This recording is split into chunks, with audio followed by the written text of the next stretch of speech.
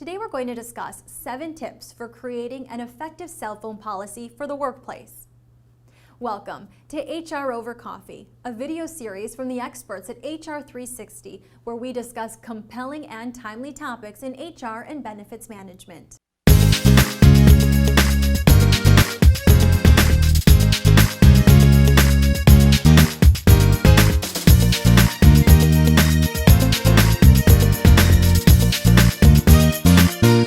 It's likely that most, if not all, of your employees bring a personal cell phone to the office. Determining when it is acceptable for your employees to use their personal cell phones in the workplace and when it is not requires a careful balancing act. On the one hand, employers do not pay employees to converse with friends and family. On the other hand, a cell phone policy generally should not be so restrictive as to prohibit all uses of a personal cell phone. Employees may need to check in on their children, for example, or may need to attend to important personal matters during business hours, such as doctors or pharmacists. What to include in an effective cell phone policy?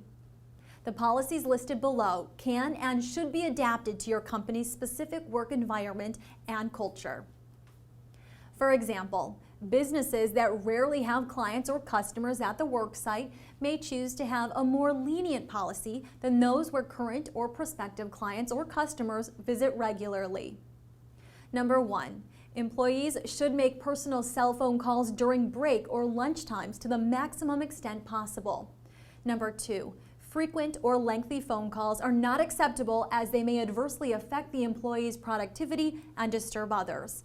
Number 3, employees should be encouraged to use common sense when making or receiving personal cell phone calls at work.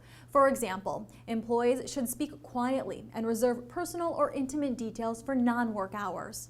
4, personal cell phone use, even when permitted, must never include language that is obscene, discriminatory, offensive, prejudicial, or defamatory in any way, such as jokes, slurs, and/or inappropriate remarks regarding a person's race, ethnicity, sex, sexual orientation, religion, color, age, or disability.